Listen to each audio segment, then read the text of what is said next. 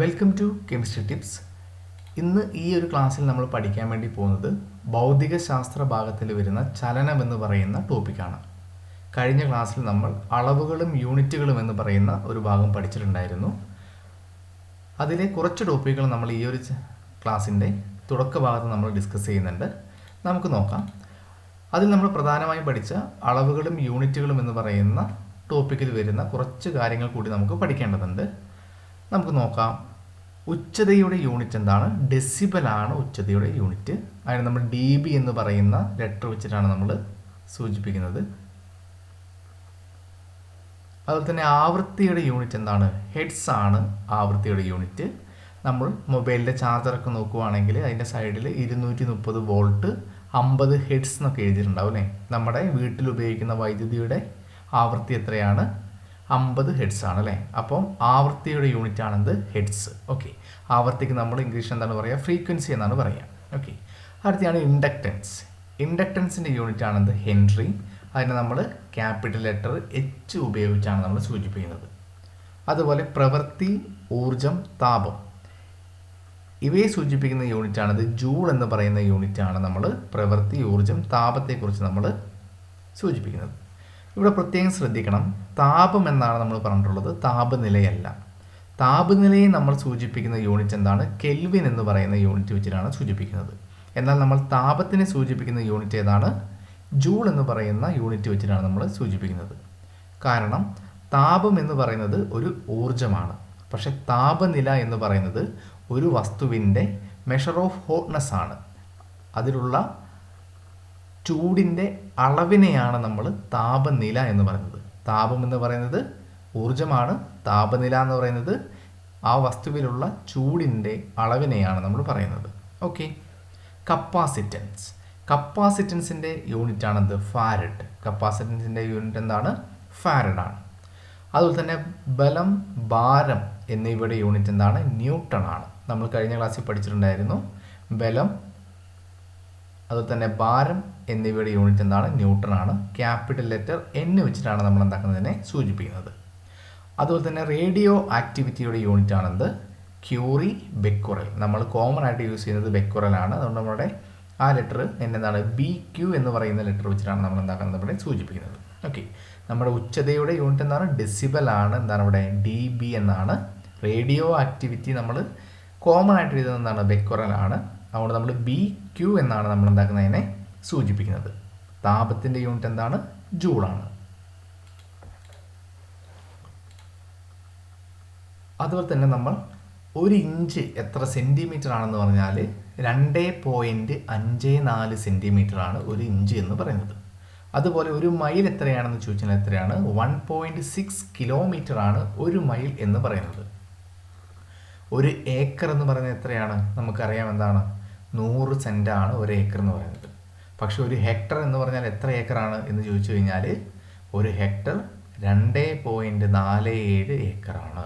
Okay, ഒരു inch എന്ന് വെച്ചാൽ 2.54 സെൻറ്റിമീറ്ററും ഒരു ഹെക്ടർ അല്ലേ? നമ്മുടെ സ്ഥലത്തിൻ്റെയൊക്കെ വിസ്തീർണം പറയുന്ന യൂണിറ്റ് ആണെന്ത്? ഹെക്ടർ. അതുപോലെ തന്നെ ഏക്കർ എന്നൊക്കെ ഉള്ളത് അല്ലേ? ആ വിസ്തീർണം പറയുന്ന യൂണിറ്റ് 1 ഹെക്ടർ എന്ന് പറയുന്നത് എത്രയാണ്? 2.47 ഏക്കറാണ്. ഓക്കെ, നമ്മൾ കഴിഞ്ഞ ക്ലാസ്സിൽ നീളത്തിൻ്റെ യൂണിറ്റ് നാനോ മീറ്ററൊക്കെ നമ്മൾ പഠിച്ചിട്ടുണ്ടായിരുന്നു അല്ലേ? 10⁻⁻⁹ മീറ്റർ ആണ് 1 നാനോമീറ്റർ. അതുപോലെ 1 നാനോ സെക്കൻഡ് എന്ന് വെച്ചാൽ എത്രയാണ്? 10⁻⁹ സെക്കൻഡ് ആണ്. ഓക്കെ, അതുപോലെ തന്നെ നമ്മൾ ഒരു സോളാർ ദിനം എത്രയാണെന്ന് പഠിച്ചിട്ടുണ്ടായിരുന്നു അല്ലേ? എത്രയാണ്? 86,400 സെക്കൻഡിനെയാണ് നമ്മൾ ഒരു സോളാർ ദിനമായിട്ട് നമ്മൾ എടുക്കുന്നത്. ഓക്കെ,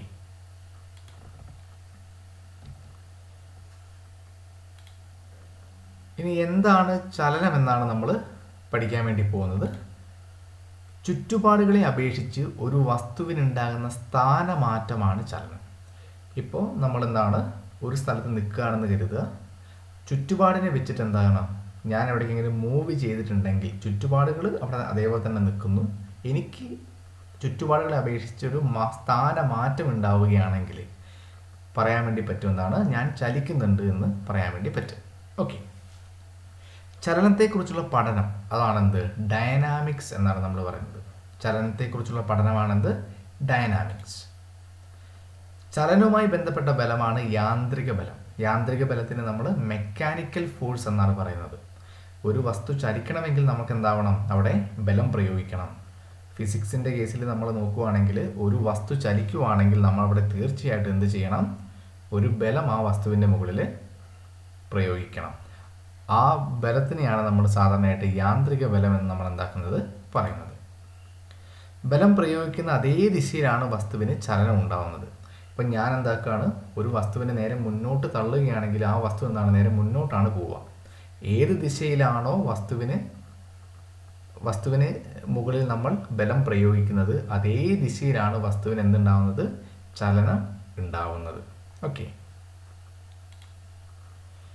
ഇവിടെ വേറെ വലിയൊരു പ്രത്യേകതയുണ്ട്. ഒരു വസ്തുവിന് മറ്റൊരു വസ്തുവിന് മുകളിൽ ബലം പ്രയോഗിക്കാൻ രണ്ട് വസ്തുക്കളും സമ്പർക്കത്തിൽ വരണമെന്നില്ല. അതായത് ഞാനിപ്പോൾ ഒരു മേശ തള്ളുവാണെങ്കിൽ ആ മേശയിൽ ഞാൻ പിടിച്ചു കഴിഞ്ഞാൽ എനിക്ക് എന്താക്കാൻ പറ്റുള്ളൂ? തള്ളാൻ വേണ്ടിയിട്ട് എനിക്ക് പറ്റുള്ളൂ. പക്ഷെ നമ്മളിവിടെ നോക്കുവാണെങ്കിൽ വേറൊരു കാര്യമുണ്ട്. രണ്ട് മാഗ്നറ്റ് എടുക്കാമെന്ന് കരുതുക, രണ്ട് കാന്തം എടുക്കാമെന്ന് കരുതുക. അത് രണ്ടും എന്താണ്? ഒരേ പോള് സൈഡിൽ കൊണ്ടുവന്ന് നമ്മളിവിടെ വെച്ച് കഴിഞ്ഞാൽ എന്താക്കുക? അത് രണ്ടും വികർഷിച്ച് പോകും, അകന്നകന്ന് പോകും.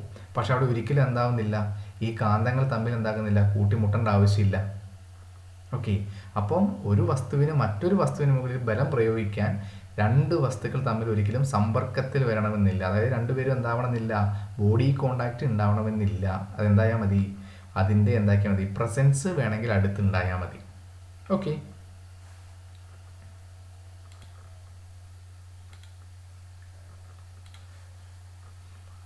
അടുത്ത ഇമ്പോർട്ടൻ്റ് ആയിട്ടുള്ളൊരു പോയിൻ്റാണ് ചലനം ആപേക്ഷികമാണ്.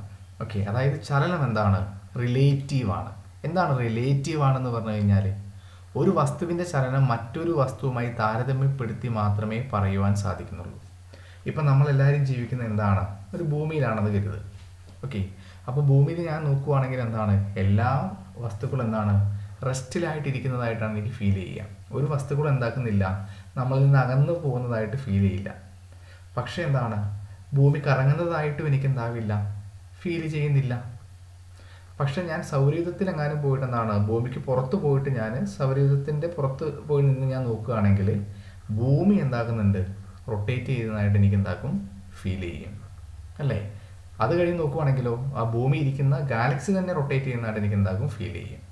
ഓക്കെ, അപ്പോൾ ചലനം നമ്മൾ എവിടെ നിന്ന് നോക്കുന്നു എന്നുള്ളതിനെ ആശ്രയിച്ച് ഇരിക്കും. അതുകൊണ്ട് തന്നെ നമുക്ക് പറയാം ചലനം എന്താണ്? ആപേക്ഷികമാണ്. ഓക്കെ, ഇപ്പോൾ ബസ്സിൽ നമ്മൾ യാത്ര ചെയ്യുകയാണെങ്കിൽ തൊട്ടടുത്തിരിക്കുന്ന ആൾക്കാർ എന്താക്കുന്നുണ്ട്? മൂവ് ചെയ്യുന്നതായിട്ട് നമുക്ക് ഫീൽ ചെയ്യില്ല. പക്ഷെ നമ്മൾ ബസ്സിൽ നിന്ന് പുറത്തേക്ക് നോക്കുമ്പോൾ എന്താണ്? പുറത്തുള്ള എല്ലാ വസ്തുക്കളും മൂവ് ചെയ്യുന്നതായിട്ട് നമുക്ക് തോന്നുന്നുണ്ട്. അപ്പം ഒരു വസ്തുവിൻ്റെ ചലനം മറ്റൊരു വസ്തുവുമായി താരതമ്യപ്പെടുത്തി മാത്രമേ നമുക്ക് എന്താക്കാൻ വേണ്ടി പറ്റുള്ളൂ? പറയുവാൻ സാധിക്കുകയുള്ളൂ. അതുകൊണ്ടാണ് നമ്മൾ ചലനം എന്താവുന്നത്? ആപേക്ഷികമാണ് എന്ന് പറയുന്നത്. എന്താണ്? ചലനം എന്താണ്? റിലേറ്റീവാണ്. ഓക്കെ, ഇപ്പം നമ്മൾ പറഞ്ഞു ഒരു വസ്തുവിൻ്റെ ചലനം മറ്റൊരു വസ്തുവിനെ താരതമ്യപ്പെടുത്തി മാത്രമേ പറയുവാൻ സാധിക്കുകയുള്ളൂ എന്ന് നമ്മൾ പറഞ്ഞു. ഓക്കെ, അങ്ങനെ ഏതൊരു വസ്തുവിനെ അടിസ്ഥാനപ്പെടുത്തിയാണ് മറ്റൊരു വസ്തു ചലനത്തിലാണ് അല്ലെങ്കിൽ നിശ്ചലാവസ്ഥയിലാണ് എന്ന് നമ്മൾ പറയുന്നത്? ആ അടിസ്ഥാന വസ്തുവിനെ നമ്മൾ എന്ത് പറയും?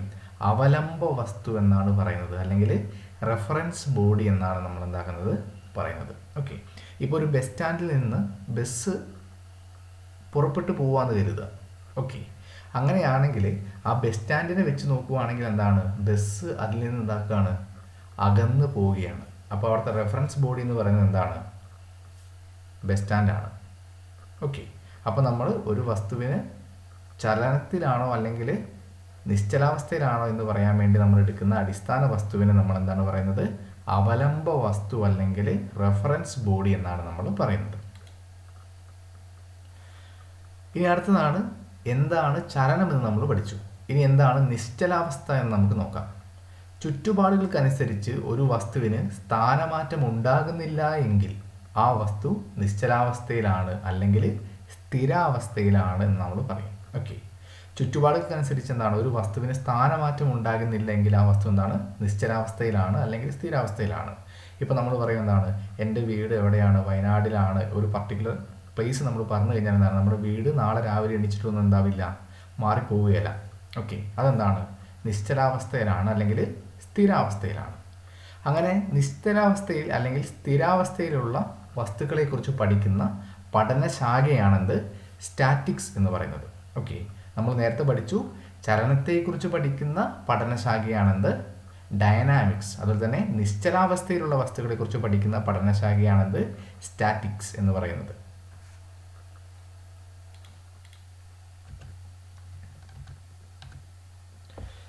ഓക്കെ, അടുത്ത ഇമ്പോർട്ടൻ്റ് ആയിട്ടുള്ളൊരു പോയിൻ്റാണ്. നമ്മൾ പറഞ്ഞു ഒരു വസ്തുവിനെ ചലിപ്പിക്കണമെങ്കിൽ നമുക്ക് എന്താക്കണം, ഒരു മെക്കാനിക്കൽ ഫോഴ്സ് വേണമെന്ന് നമ്മൾ പറഞ്ഞു അല്ലേ, ഒരു യാന്ത്രിക ബലം വേണമെന്ന് നമ്മൾ പറഞ്ഞു. ഇവിടെ നമ്മൾ നോക്കുവാണെങ്കിൽ ബലങ്ങൾ സാധാരണ രണ്ട് തരത്തിലുണ്ട്. ആന്തരിക ബലമുണ്ട്, ബാഹ്യബലമുണ്ട്. ഒരു വസ്തുവിൻ്റെ ഉള്ളിൽ തന്നെയുള്ള ഫോഴ്സ് അല്ലെങ്കിൽ ബലത്തിനെയാണ് നമ്മൾ ആന്തരിക ബലം എന്ന് നമ്മൾ എന്താക്കുന്നത് പറയുന്നത്. ഓക്കെ, ഒരു വസ്തുവിൻ്റെ പുറത്ത് നിന്ന് നമ്മൾ എന്താക്കുകയാണ് കൊടുക്കുന്ന ബലത്തിന് നമ്മൾ ബാഹ്യബലം എന്നാണ് നമ്മൾ പറയുന്നത്. ഇവിടെ നമ്മൾ നോക്കുകയാണെങ്കിൽ ആന്തരിക ബലങ്ങൾക്ക് ഒരു വസ്തുവിനെ ചലിപ്പിക്കാൻ സാധിക്കില്ല. ബാഹ്യബലങ്ങൾക്ക് മാത്രമേ ഒരു വസ്തുവിനെ ചലിപ്പിക്കാൻ സാധിക്കുകയുള്ളൂ. ഓക്കെ, അപ്പോൾ നമ്മൾ എന്താണ്, ഒരു വസ്തുവിനെ നമുക്ക് ചലിപ്പിക്കണമെങ്കിൽ അതിനെന്താക്കണം, ബാഹ്യബലങ്ങൾക്ക് മാത്രമേ സാധിക്കുകയുള്ളൂ, അല്ലെങ്കിൽ എന്താക്കാൻ പറ്റില്ല, ആന്തരിക ബലങ്ങൾക്ക് ചലിപ്പിക്കാൻ വേണ്ടി പറ്റുകയില്ല. ഓക്കെ, ഇനി അടുത്തെയാണ് സന്തുലിത ബലം. എന്താണ് സന്തുലിത ബലം എന്ന് വെച്ച് കഴിഞ്ഞാൽ വസ്തുവിൻ്റെ ചലനാവസ്ഥയ്ക്കോ നിശ്ചലാവസ്ഥയ്ക്കോ മാറ്റം വരുത്താൻ കഴിയാത്ത ബലമാണ് സന്തുലിത ബലം. ഇപ്പം ഞാൻ എന്താക്കുകയാണ്, ഒരു കയറിൻ്റെ അപ്പുറം ഇപ്പുറയും പിടിച്ചിട്ടെന്താണ് രണ്ട് പേര് തമ്മിലിങ്ങനെ വലിക്കുകയാണെന്ന് കരുതുക. ഒരേ ഫോഴ്സിലാണ് വലിക്കുന്നതെങ്കിൽ എന്താണ്, ഈ പറയുന്ന ഈ കയറിന് ഒരു മാറ്റവും ഉണ്ടാവുകയില്ല. അതിൻ്റെ ചലനാവസ്ഥയ്ക്ക് മാറ്റം ഉണ്ടാവില്ല, നിശ്ചലാവസ്ഥയ്ക്ക് മാറ്റം ഉണ്ടാവില്ല. അങ്ങനെ രണ്ട് ഈക്വൽ ആയിട്ടുള്ള ബലത്തിനെയാണ് നമ്മൾ പറയുന്നത് സന്തുലിത ബലം. രണ്ടുപേരും വലിക്കുന്ന ബലം എന്തായിരിക്കണം, ഈക്വൽ ആയിരിക്കണം. ഓക്കെ, അതിനാണ് നമ്മൾ സന്തുലിത ബലം അല്ലെങ്കിൽ നമ്മൾ ബാലൻസ്ഡ് ഫോഴ്സ് എന്നാണ് പറയുക. എന്താണ് പറയുക, ബാലൻസ്ഡ് ഫോഴ്സ് എന്നാണ് പറയുക. ഓക്കെ, അടുത്ത് നമുക്ക് പഠിക്കാനുള്ളതാണ് അസന്തുലിത ബാഹ്യബലം. വളരെ ഇമ്പോർട്ടൻ്റ് ആയിട്ടുള്ള പേരാണെന്ത്, അസന്തുലിത ബാഹ്യബലം. എന്താണ് അസന്തുലിത ബാഹ്യബലത്തിൻ്റെ ഇമ്പോർട്ടൻസ് എന്ന് വെച്ച് കഴിഞ്ഞാൽ ഒരു വസ്തുവിൽ ചലനം ഉളവാക്കാൻ സാധിക്കുന്ന ബലമാണ് അസന്തുലിത ബാഹ്യബലം. ഓക്കെ, ഒരു വസ്തുവിൽ ചലനം ഉണ്ടാവണമെങ്കിൽ നമ്മൾ പറഞ്ഞു ചലനവുമായി ബന്ധപ്പെട്ട ബലം ഏതാണ്, യാന്ത്രിക ബലമാണ് അല്ലേ. പക്ഷേ ഒരു വസ്തുവിൽ ചലനം ഉണ്ടാക്കണമെങ്കിൽ എന്താവണം, അസന്തുലിതമായ ബാഹ്യബലം കൊണ്ട് മാത്രമേ ഒരു വസ്തുവിൽ എന്തുണ്ടാവുള്ളൂ, ചലനം ഉണ്ടാവുള്ളൂ. ആന്തരിക ബലങ്ങൾ കാരണം ഒരു വസ്തുവിൽ എന്തുണ്ടാവില്ല, ചലനം ഉണ്ടാവില്ല. ഇപ്പം നമ്മളൊരു സി ഡി മൂസ എന്ന് പറഞ്ഞ സിനിമ കണ്ടിട്ടുണ്ട് അല്ലേ. അതിൽ നമ്മൾ ക്യാപ്റ്റൻ രാജുവിനെ നോക്കുവാണെങ്കിൽ അദ്ദേഹം പറഞ്ഞിട്ട് എന്താണ്, അദ്ദേഹത്തിൻ്റെ കാറിൻ്റെ അടിയിൽ അദ്ദേഹം ഒരു ഓട്ടോ ഇട്ടിട്ട് അതിൽ കൂടെ കാലിട്ടിട്ടാണ് അദ്ദേഹം വണ്ടി തള്ളുന്നത് അല്ലേ. വണ്ടി തള്ളാൻ വേറെ ആരുടെയും സഹായം വേണ്ട എന്ന് അദ്ദേഹം പറയുന്നുണ്ട്.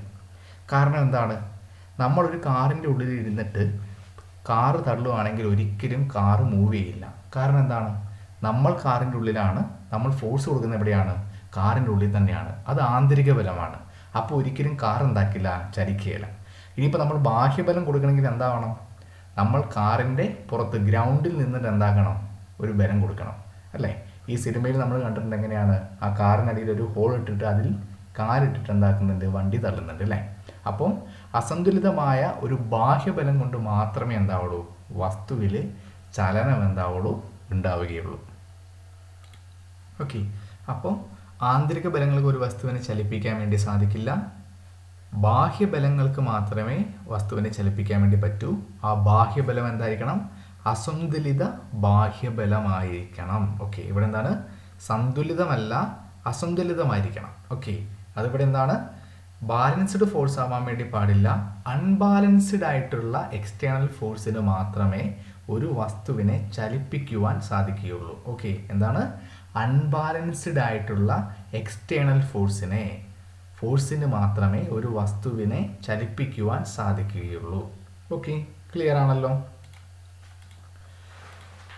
ഇനി നമുക്ക് നോക്കാം ഈ പറഞ്ഞിരിക്കുന്ന തത്വം എന്താണെന്ന് വെച്ച് കഴിഞ്ഞാൽ ന്യൂട്ടൻ്റെ ഒന്നാം ചലന നിയമമാണ്. ഓക്കെ, അപ്പം ന്യൂട്ടൻ്റെ ഒന്നാം ചലന നിയമം പഠിച്ചിട്ടാണ് എന്താക്കുന്നത്, ക്യാപ്റ്റൻ രാജു നേരത്തെ പറഞ്ഞ പോലെ എന്താണ്, ആ കാറിനടിയിൽ ഓട്ടോ ഇട്ടിട്ട് എന്താക്കുന്നത്, വണ്ടി തള്ളാൻ നിന്നത്. ഓക്കെ, അപ്പോൾ എന്താണ് ന്യൂട്ടൻ്റെ ഒന്നാം ചലന നിയമം നമുക്ക് നോക്കാം.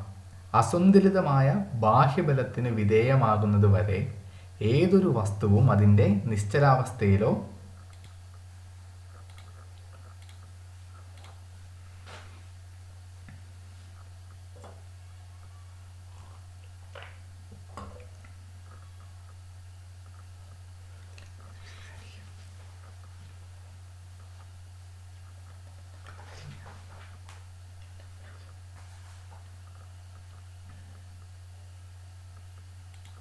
ഇനി എന്താണ് സമചലനം എന്ന് നമുക്ക് നോക്കാം.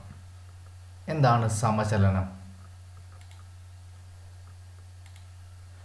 തുല്യ സമയത്തിൽ തുല്യ ദൂരം സഞ്ചരിക്കുന്ന ചലനമാണ് സമചലനം. തുല്യ സമയത്തിൽ തുല്യ ദൂരം സഞ്ചരിക്കുന്ന ചലനമാണ് സമചലനം. ഇപ്പം ഞാനെന്താണ്, 1 മിനിറ്റ് കൊണ്ട് ഞാൻ 10 കിലോമീറ്റർ അല്ലെങ്കിൽ 1 കിലോമീറ്റർ സഞ്ചരിച്ചു എന്ന് കരുതുക. 1 മിനിറ്റ് കൊണ്ട് 1 കിലോമീറ്റർ. ഇനി അടുത്ത 1 മിനിറ്റ് കൊണ്ട് ഞാൻ വീണ്ടും എന്താക്കുകയാണ്, 1 കിലോമീറ്റർ തന്നെയാണ് കവർ ചെയ്യുന്നതെങ്കിൽ ഞാൻ തുല്യ സമയത്തിൽ തുല്യ ദൂരമാണ് സഞ്ചരിക്കുന്നത്. അതിനെയാണ് നമ്മൾ എന്ത് പറയുന്നത്, സമചലനം അല്ലെങ്കിൽ യൂണിഫോം മോഷൻ എന്ന് നമ്മൾ എന്താക്കുന്നത് പറയുന്നത്. ഓക്കെ, ഇപ്പോൾ നമ്മൾ നോക്കുകയാണെങ്കിൽ നമ്മുടെ ക്ലോക്കിലെ ഈ സൂചികളെല്ലാം മൂവ് ചെയ്യുന്നത് എന്താണ്, യൂണിഫോം മോഷനിലാണ് മൂവ് ചെയ്യുന്നത്. ഓക്കെ, കാരണം 12-ൽ നിന്ന് 1-ലേക്ക് എത്താൻ എടുക്കുന്ന സമയവും 1-ൽ നിന്ന് 2-ലേക്ക് എടുക്കാൻ എത്തുന്ന സമയമൊക്കെ എന്താണ്, സെയിം ആണ്. തുല്യ സമയത്ത് തുല്യ ദൂരമാണത് സഞ്ചരിക്കുന്നത്. ഓക്കെ, അപ്പോൾ എന്താണ് അസമചലനം എന്ന് നമുക്ക് നോക്കാം. എന്താണ് അസമചലനം എന്ന് പറഞ്ഞു കഴിഞ്ഞാൽ അത് നോൺ യൂണിഫോം മോഷൻ ആണ് അല്ലേ. എന്താണ് നോൺ യൂണിഫോം മോഷൻ? എന്തായിരിക്കും? തുല്യ സമയം കൊണ്ട് എന്താണ് അത് വ്യത്യസ്ത ദൂരമാണ് അത് സഞ്ചരിക്കുന്നതെങ്കിൽ ആ ചലനത്തിന് നമ്മൾ എന്ത് പറയും, അസമചലനം എന്നാണ് നമ്മൾ പറയുക. ഇപ്പോൾ നമ്മൾ സാധാരണ നടക്കുകയൊക്കെ ചെയ്യുകയാണെങ്കിൽ അതൊക്കെ എന്താണ്, അസമചലനമാണ്. ചിലപ്പോൾ ഞാൻ ആദ്യം എന്തായിരിക്കും, വളരെ സ്പീഡിൽ നടന്നിട്ട് എന്താക്കും, ഒരു 10 മിനിറ്റ് കൊണ്ട് ഞാൻ എന്താക്കണം, 1 കിലോമീറ്റർ നടക്കാമെന്ന് കരുതാം. കുറച്ച് കഴിയുമ്പോൾ ഞാൻ എന്താക്കും, മടുത്ത് കഴിഞ്ഞിട്ട് എന്താവും, ഒരു 20-25 മിനിറ്റ് കഴിഞ്ഞിട്ടായിരിക്കും അടുത്ത 1 കിലോമീറ്റർ ഞാൻ കവർ ചെയ്യുക. അപ്പോൾ അതൊക്കെ എന്താണ്, അസമചലനമാണ് അല്ലെങ്കിൽ നോൺ യൂണിഫോം മോഷനാണ്.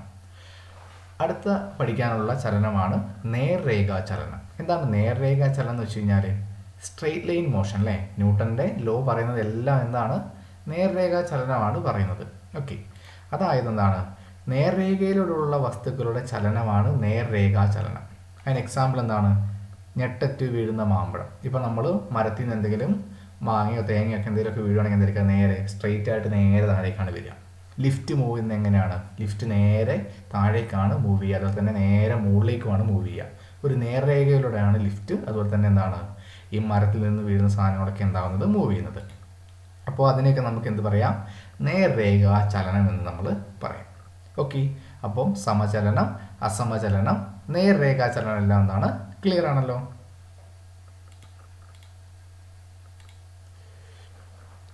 അടുത്ത് പഠിക്കാനുള്ളതാണ് വക്രരേഖാ ചലനം അല്ലെങ്കിൽ വക്രരേഖ, പരാബോളിക് മോഷൻ. എന്താണ് പരാബോളിക് മോഷൻ എന്ന് പറയുന്നത്?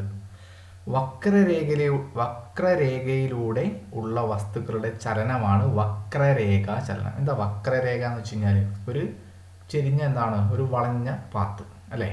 നമ്മളിപ്പോൾ പഠിച്ചിട്ടുണ്ടെങ്കിൽ പരാബോളിക് എന്നല്ലേ, പരാബോളയൊക്കെ നമ്മൾ എന്താക്കിയിട്ടുണ്ട്, പഠിച്ചിട്ടുണ്ട് അല്ലേ.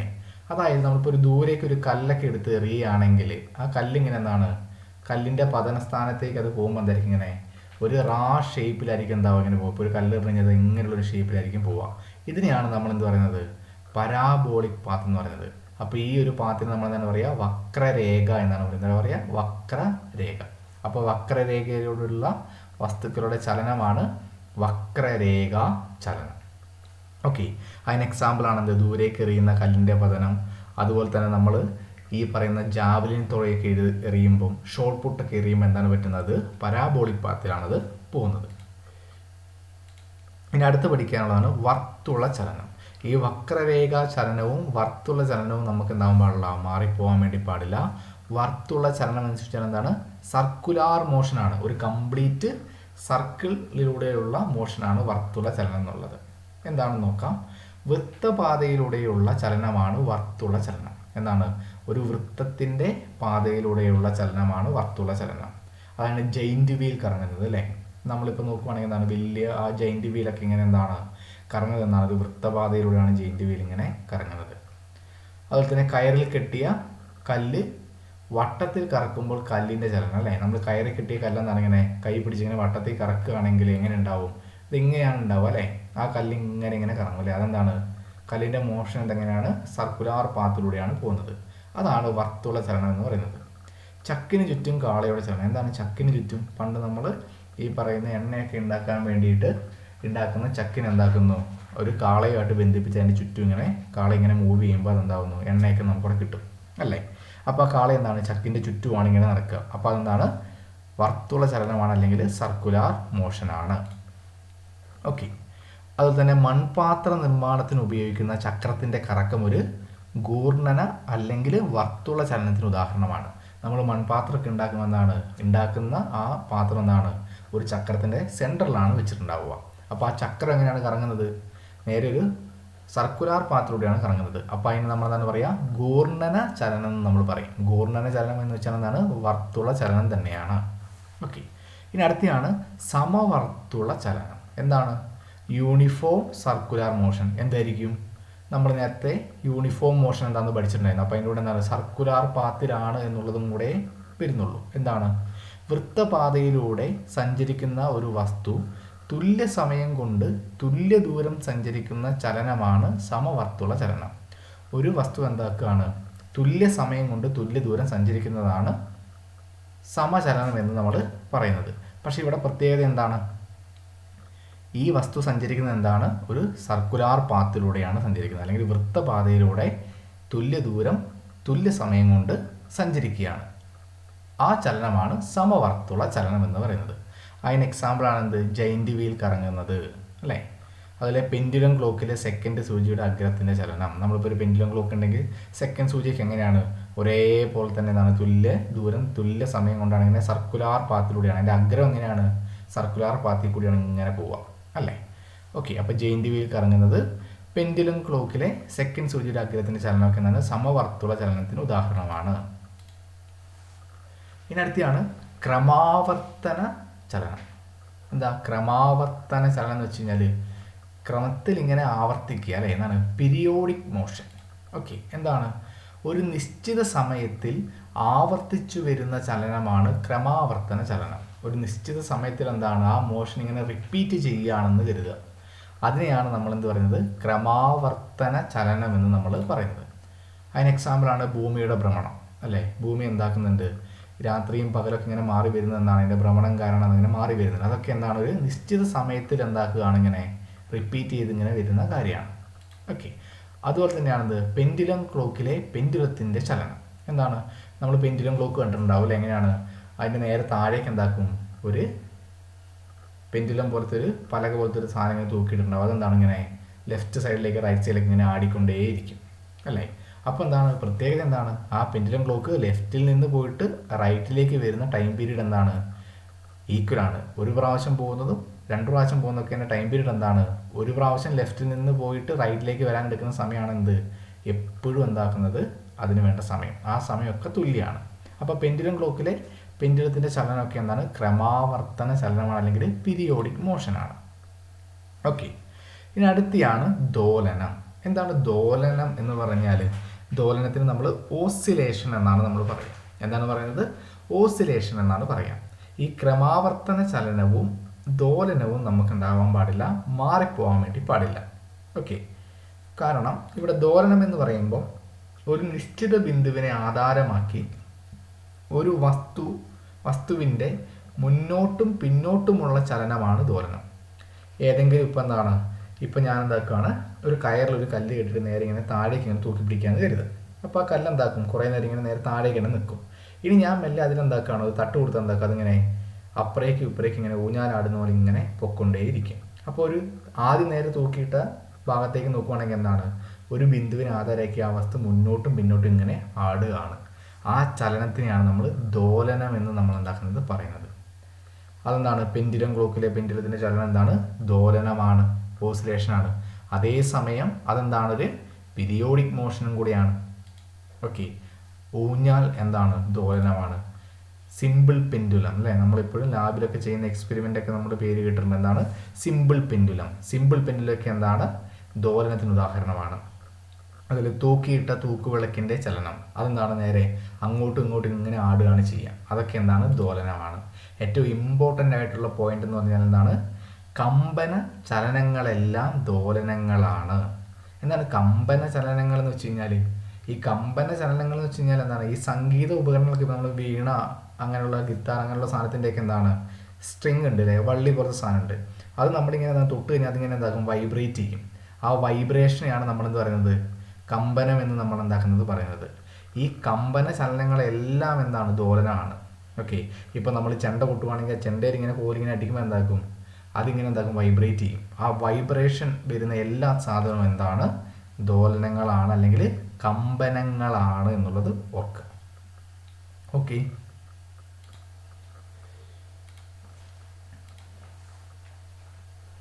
അടുത്തയാണെന്ത്, ഹോറോളജി അല്ലേ. നമുക്കറിയാം ഹോറോളജി എന്നൊക്കെ കേൾക്കുമ്പോൾ എന്തിനെക്കുറിച്ച് പഠിക്കുന്ന ബ്രാഞ്ചാണെന്ന് നമുക്കറിയാം അല്ലേ. സമയം അളക്കുന്ന ശാസ്ത്രമാണെന്ത്, ഹോറോളജി എന്ന് പറയുന്നത്. അല്ലെങ്കിൽ നമ്മളെന്താണ്, ഈ ക്ലോക്കുകളൊക്കെ നമ്മൾ നിർമ്മിക്കുന്ന കലയെയാണ് നമ്മൾ എന്ത് പറയുന്നത്, ഹോറോളജി എന്ന് പറയാം. ക്ലോക്ക് നിർമ്മാണ കല അല്ലെങ്കിൽ സമയം അളക്കുന്ന ശാസ്ത്രത്തിനെയൊക്കെയാണ് നമ്മൾ ഹോറോളജി എന്ന് നമ്മൾ പറയുന്നത്. ഓക്കെ, നമ്മളിവിടെ നേരത്തെ പഠിച്ചു എന്താണ്, പീരിയോഡിക് മോഷൻ, അതുപോലെ തന്നെ എന്താണ് സർക്കുലാർ മോഷൻ, അങ്ങനെയുള്ള കുറേ മോഷനൊക്കെ നമ്മൾ പഠിച്ചു. അതിൽ നമ്മൾ പീരിയോഡിക് മോഷൻ്റെ കേസിൽ നമ്മൾ പഠിച്ചു എന്താണ്, സിമ്പിൾ പെൻഡുലത്തിൻ്റെ കേസ് പഠിച്ചു, അല്ലെങ്കിൽ പെൻഡുലം ക്ലോക്കിൻ്റെ കേസൊക്കെ നമ്മൾ പഠിച്ചു അല്ലേ. ഈ പെൻഡുലം ക്ലോക്ക് കണ്ടുപിടിച്ചതാണ് ക്രിസ്റ്റ്യൻ ഹൈജീൻസ് ആണ്. ആരാണ് പിടിച്ചത്, ക്രിസ്റ്റ്യൻ ഹൈജീൻസ് ആണ് എന്താക്കുന്നത്, പെൻഡുലം ക്ലോക്ക് എന്താക്കുന്നത് കണ്ടുപിടിച്ചത്. അതുപോലെ തന്നെ ഒരു ക്ലോക്കിൻ്റെ പെൻഡുലത്തിൻ്റെ നീളം ഇരട്ടിയാക്കിയാൽ ക്ലോക്ക് മന്ദഗതിയിലാകും. ഓക്കെ, ഒരു ക്ലോക്കിൻ്റെ പെൻഡുലം നമുക്കറിയാം, പഴയ കാലത്തെ ക്ലോക്കിൻ്റെ താഴേക്ക് എന്തുണ്ടായിരുന്നു, ഒരു ആടുന്നൊരു സാധനം ഉണ്ടായിരുന്നു, അതാണ് അതിൻ്റെ പെൻഡുലം എന്ന് പറയുന്നത്. അതിൻ്റെ നീളം കൂട്ടിക്കഴിഞ്ഞാൽ എന്താക്കും, ക്ലോക്കിൻ്റെ സമയം എന്തായി പോവും, സ്ലോ ആവും. അതിൻ്റെ കാരണം എന്താണെന്ന് വെച്ച് കഴിഞ്ഞാൽ നമുക്കറിയാം ക്ലോക്കിൻ്റെ ടൈം പീരീഡ്, ഇവിടെ ഒരു ടി എന്ന് പറഞ്ഞാൽ എന്താണ്, അവിടെ ടൈം പീരീഡ് ആണ്. ഒരു പ്രാവശ്യം പെൻഡുലം ഇവിടെ നിന്ന് ഇങ്ങനെ പോയിട്ട് തിരിച്ചിങ്ങോട്ട് വരാനെടുക്കുന്ന സമയം, അതിനെയാണ് ശരിക്കും പറഞ്ഞു കഴിഞ്ഞാൽ ഈ നമ്മുടെ ഒരു സെക്കൻഡ് സൂചിയൊക്കെ അനങ്ങുന്നത് എങ്ങനെയാണ്, ഒരു പ്രാവശ്യം അവിടെ പോയിട്ട് ലെഫ്റ്റ് സൈഡിൽ പോയിട്ട് റൈറ്റിലേക്ക് വരാനെടുക്കുന്ന സമയമൊക്കെയാണ് ഒരു സെക്കൻഡൊക്കെ ആയിട്ട് എടുക്കുന്നത്. ഇവിടെ എന്താക്കുകയാണ്, പെൻഡുലത്തിൻ്റെ നീളം ഇരട്ടിയാക്കാൻ തരുന്നത്. അപ്പം നീളം എന്ന് പറയുമ്പോൾ എന്താണ്, എല്ല് കൂട്ടിക്കഴിഞ്ഞാൽ എന്താവും, ടൈം പീരീഡ് കൂടും. അതായത് ഇത് ഇവിടെ നിന്ന് പോയിട്ട് ഇവിടെ പോയി തിരിച്ച് ഇവിടേക്ക് വരാനെടുക്കുന്ന സമയം എന്താക്കും, കൂടും അല്ലേ. അവിടെ എല്ല് എന്ന് വെച്ചാൽ ലെങ്ത് ആണ്, ജി എന്ന് വെച്ച് കഴിഞ്ഞാൽ എന്താണ്, ആക്സിലറേഷൻ ഡ്യൂ ടു ഗ്രാവിറ്റി ആണ്, ടി എന്ന് വെച്ചാൽ ടൈം പീരീഡ്. അപ്പം ലെങ്ത്ത് കൂടിക്കഴിഞ്ഞാൽ എന്താ വിടുക, ടൈം കൂടും. അല്ലെങ്കിൽ ടൈം കൂടുക വെച്ചാൽ എന്താണ്, ക്ലോക്ക് എന്താവും, സ്ലോയിലാവും. ഓക്കെ, അപ്പോൾ ഒരു പെൻഡുലം ക്ലോക്കിൻ്റെ പെൻഡുലത്തിൻ്റെ നീളം ഇരട്ടിയാക്കിയാൽ എന്താവും, ക്ലോക്ക് എന്താവും, മന്ദഗതിയിലാവും. ഓക്കെ, അപ്പോൾ ഹോറോളജി എന്ന് വെച്ചാൽ സമയം അളക്കുന്ന ശാസ്ത്രം അല്ലെങ്കിൽ ക്ലോക്ക് നിർമ്മിക്കുന്ന കലയെയാണ് നമ്മൾ എന്താക്കുന്നത്, ഹോറോളജി എന്ന് പറയുന്നത്. ഈ പെൻഡുലം ക്ലോക്ക് കണ്ടുപിടിച്ചതാണ് ക്രിസ്റ്റ്യൻ ഹൈജീൻസ് ആണ് എന്താക്കുന്നത്, പെൻഡുലം ക്ലോക്ക് കണ്ടുപിടിച്ചത്. പിന്നെയോ ഈ ക്ലോക്കിൻ്റെ പെൻഡുലത്തിൻ്റെ നീളം ഇരട്ടിയാക്കിയാൽ എന്താവും, ക്ലോക്ക് മന്ദഗതിയിലാവും. ഇവിടെ നോക്കിയോ, ഒരു ജി എന്ന് പറയുന്ന ഒരു ടേമും കൂടി ഉണ്ട്. വേണമെങ്കിൽ ആ ജി എന്ന് പറയുന്ന ടേം വെച്ചിട്ട് നമുക്കറിയാവുന്നതാണ്, ജി ഏറ്റവും കുറവുള്ളവിടെയാണ് ആക്സിലറേഷൻ ഡ്യൂ ടു ഗ്രാവിറ്റി അല്ലേ. നമ്മുടെ ഭൂഗുരുത്വ ത്വരണം ഏറ്റവും കൂടുതൽ കുറവുള്ളത് എവിടെയാണ്, നമുക്കറിയാം എവിടെയാണ് കുറവുള്ളത്, ഇക്വേറ്ററിലാണ് അല്ലെങ്കിൽ ഭൂമധ്യരേഖയിലാണ്. അപ്പോൾ എന്താണ്, ഇവിടുത്തെ ജിയുടെ വാല്യൂ കുറഞ്ഞു കഴിഞ്ഞാൽ എന്താ പറ്റുക, ടൈം പീരീഡ് കൂടും. അപ്പോൾ എന്താണ്, ഇക്വേറ്ററിൽ കൊണ്ട് നമ്മളൊരു സിമ്പിൾ പെൻഡുലം അല്ലെങ്കിൽ ക്ലോക്ക് വെച്ച് കഴിഞ്ഞാൽ അതിൻ്റെ ടൈം പീരീഡ് കൂടും. ഇനിയോ ജിയുടെ വാല്യൂ ഏറ്റവും കൂടുതൽ എവിടെയാണ്, ആക്സിലറേഷൻ ഡ്യൂ ടു ഗ്രാവിറ്റി അല്ലെങ്കിൽ ഭൂഗുരുത്വ ത്വരണത്തിൻ്റെ വാല്യൂ ഏറ്റവും കൂടുതൽ എവിടെയാണ്, പോളിലാണ് കൂടുതൽ അല്ലേ. നമുക്ക് അന്റാർട്ടിക്കയോ അല്ലെങ്കിൽ ആർട്ടിക് പ്രദേശത്തൊക്കെ കൊണ്ടുവച്ച് കഴിഞ്ഞാൽ ക്ലോക്കിൻ്റെ എന്താവും, സമയം എന്തായി പോവും, സ്ലോ ആവും. കാരണം വെച്ച് കഴിഞ്ഞാൽ അവിടെ ജി എന്താണ്, അവിടെ ജി കൂടുതലാണ്. അപ്പോൾ ജി കൂടുതലാണെന്ന് പറയുമ്പോൾ എന്താക്കും, ഇത് ടി എന്തായി പോവും, ഡിവൈഡഡ് ബൈ ആണ്, അപ്പോൾ കുറഞ്ഞു പോവും. അപ്പോൾ സമയം എന്തായി പോവും, കുറഞ്ഞു പോകും. സമയം പെട്ടെന്ന് എന്താവും, കടന്നു പോവും. ഓക്കെ, അപ്പോൾ കിട്ടിയില്ലേ, ഒരു ക്ലോക്കിലെ പെൻഡുലത്തിൻ്റെ നീളം ഇരട്ടിയാക്കിയാൽ സമയം എന്താക്കും, ഇവിടെ എല്ല് മുകളിലാണ്, അപ്പോൾ എന്താണ്, ടൈം കൂടും. അപ്പോൾ ക്ലോക്ക് എന്താവും, ടൈം കൂടുക വെച്ചാൽ സ്ലോയിലേ മൂവ് ചെയ്യുള്ളൂ, മന്ദഗതിയിലാവും. ഓക്കെ, ഇനി നമുക്ക് അടുത്ത് പഠിക്കാനുള്ളതാണ് ഭ്രമണം. ഓക്കെ, എന്താണ് ഭ്രമണം എന്ന് വെച്ച് കഴിഞ്ഞാൽ നമുക്കറിയാം എന്താണ്, കറങ്ങുന്ന വസ്തുവിൻ്റെ അക്ഷം വസ്തുവിനുള്ളിൽ തന്നെ വരുന്ന ചലനമാണ് ഭ്രമണം. എന്താണ്, ഒരു വസ്തു കറങ്ങുമ്പോൾ ഉള്ള കേസാണ് നമ്മൾ ഭ്രമണം അല്ലെങ്കിൽ പരിക്രമണം എന്നൊക്കെ നമ്മൾ പറയുന്നത്. ഇവിടെ എന്താണ്, കറങ്ങുന്ന വസ്തുവിൻ്റെ അക്ഷം, എന്താണ് അക്ഷം എന്ന് വെച്ച് കഴിഞ്ഞാൽ ഏതൊരു രേഖേനെയാണോ ആധാരമാക്കി ആ ഒരു വസ്തു കറങ്ങുന്നത് അതിനെയാണ് നമ്മളെന്ന് പറയുന്നത് ആ വസ്തുവിൻ്റെ അക്ഷം എന്ന് നമ്മൾ പറയുന്നത്. ഓക്കെ, ഏതൊരു വസ്തുവിനെ അല്ലെങ്കിൽ എന്താണ് ഏതൊരു രേഖ അല്ലെങ്കിൽ ഏതൊരു ദണ്ട്, സാങ്കല്പിക ദണ്ടിനെ ആധാരമാക്കിയിട്ടാണോ ഒരു വസ്തു കറങ്ങുന്നത് ആ വസ്തുവിനെ നമ്മൾ അതിൻ്റെ എന്താ പറയുക, അക്ഷം എന്ന് നമ്മൾ പറയും. അങ്ങനെ കറങ്ങുന്ന വസ്തുവിൻ്റെ അക്ഷം എന്താണ്, വസ്തുവിനുള്ളിൽ തന്നെ വരുന്ന ചലനമാണ് ഭ്രമണം. അതായത് എന്താണ്, ഭൂമി സ്വന്തം അച്ചുതണ്ടിൽ കറങ്ങാന്ന് കരുതുക. അപ്പോൾ എന്താണ്, ഭൂമി കറങ്ങുന്നത് എങ്ങനെയാണ് നമുക്കറിയാം. 23.5 ചെരിവുണ്ട് അല്ലേ ഭൂമിക്ക്. അങ്ങനെ ചെരിഞ്ഞ് കറങ്ങുമ്പോൾ എന്താണ് പറ്റുന്നത്, ഭൂമി എന്തിനെയാണ് റെഫറൻസ് ആയിട്ട് കറങ്ങുന്നത്, അതിൻ്റെ ഉള്ളിലുള്ള ആ കോലിനെ വെച്ചിട്ടാണ് നമ്മൾ എന്താക്കുന്നത്, ഇങ്ങനെ റെഫറൻസ് ആയിട്ട് കറങ്ങുന്നത്. അപ്പോൾ അതുകൊണ്ട് തന്നെ ഭൂമിയുടെ സ്വന്തം കറക്കത്തിന് നമ്മൾ എന്താണ് പറയുക, ഭ്രമണം അല്ലെങ്കിൽ റൊട്ടേഷൻ എന്നാണ് നമ്മൾ പറയുന്നത്. ഓക്കെ, അടുത്തയാണ് പരിക്രമണം. എന്താണ് പരിക്രമണം എന്ന് വെച്ച് കഴിഞ്ഞാൽ, കറങ്ങുന്ന വസ്തുവിൻ്റെ അക്ഷം വസ്തുവിന് പുറത്തു വരുന്ന ചലനമാണ് പരിക്രമണം. അതായത് കറങ്ങുന്ന വസ്തുവിൻ്റെ അക്ഷം എന്താണ്, വസ്തുവിന് പുറത്തു വരുന്ന ചലനമാണ് പരിക്രമണം. അപ്പം ഇവിടെ വസ്തു കറങ്ങുന്നുണ്ട്, പക്ഷെ അത് റെഫറൻസ് ചെയ്തിരിക്കുന്ന ഒരു ഭാഗം എന്ന് പറയുന്നത്, അല്ലെങ്കിൽ എന്താണ് അക്ഷം എന്ന് പറയുന്നത് എപ്പോഴും എന്തായിരിക്കും, വസ്തുവിന് പുറത്താണ്. അതായത് സൂര്യനെ പ്രദക്ഷിണം ചെയ്തുകൊണ്ടുള്ള ഭൂമിയുടെ വാർഷിക ചലനം. ഓക്കെ, ഭൂമി സൂര്യനെ ചുറ്റുക എന്ന് പറയുമ്പോൾ എന്താണ്, ഭൂമി ആരെയാണ് റെഫറൻസ് ചെയ്തിരിക്കുന്നത്, സൂര്യനാണ്. സൂര്യൻ എവിടെയുള്ളത്, ഭൂമിൻ്റെ ഉള്ളിലല്ല, എവിടെയാണ്, പുറത്താണുള്ളത്.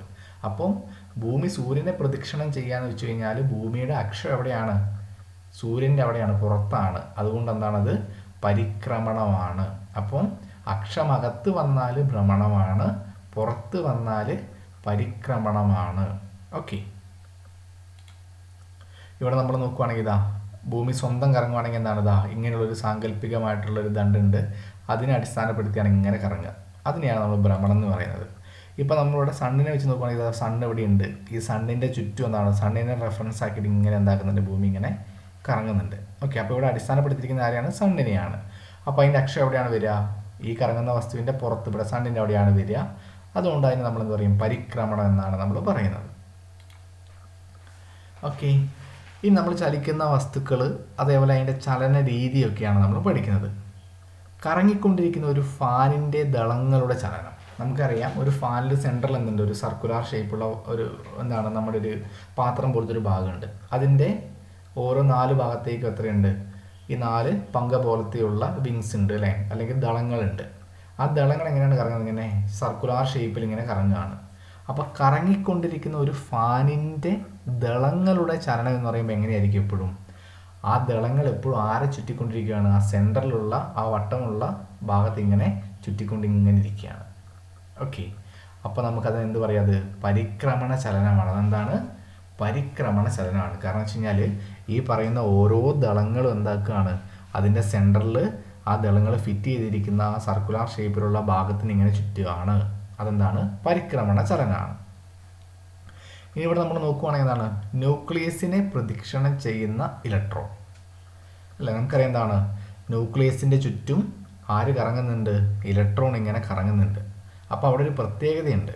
നമ്മൾ ഇലക്ട്രോൺ അല്ലെങ്കിൽ ആറ്റത്തിൻ്റെ മോഡൽ പഠിക്കുമ്പോൾ നമ്മൾ പറയുന്നത് എന്താണ്, റൂദർഫോർഡിൻ്റെ എന്തുണ്ട്, സോളാർ സിസ്റ്റം മോഡൽ പഠിക്കുന്നുണ്ട് അല്ലേ. ഭൂമി എങ്ങനെയാണോ സൂര്യനെ ചുറ്റുന്നത് അതേപോലെയാണ് എന്താക്കുന്നത്, ഇലക്ട്രോൺ ന്യൂക്ലിയസിനെ ചുറ്റുന്നത് എന്നാണ് പറഞ്ഞത്. അപ്പോൾ ഭൂമി സ്വന്തം കറങ്ങുന്നുണ്ട്, അതിന് നമ്മൾ ഭ്രമണം എന്നാണ് പറയുക. അതിൻ്റെ ഒപ്പം എന്താക്കുന്നുണ്ട്, സൂര്യനെ വലം വെക്കുന്നുണ്ട്, അതിനെ നമ്മൾ പരിക്രമണം എന്നാണ് പറയുക. അതുപോലെ തന്നെ ഇലക്ട്രോൺ എന്താക്കുന്നുണ്ട്, സ്വന്തം കറങ്ങുന്നുമുണ്ട്, അതിനൊപ്പം ന്യൂക്ലിയസിനെ വലം വെക്കുന്നുമുണ്ട്, അല്ലെങ്കിൽ പ്രദക്ഷിണം ചെയ്യുന്നുമുണ്ട്. അതുകൊണ്ട് തന്നെ ന്യൂക്ലിയസിനെ പ്രദക്ഷിണം ചെയ്യുന്ന ഇലക്ട്രോണിൻ്റെ ചലനം എന്ന് പറയുന്നത് എന്താണ്, ഭ്രമണമുണ്ട്, അതുപോലെ തന്നെ പരിക്രമണ ചലനമുണ്ട്.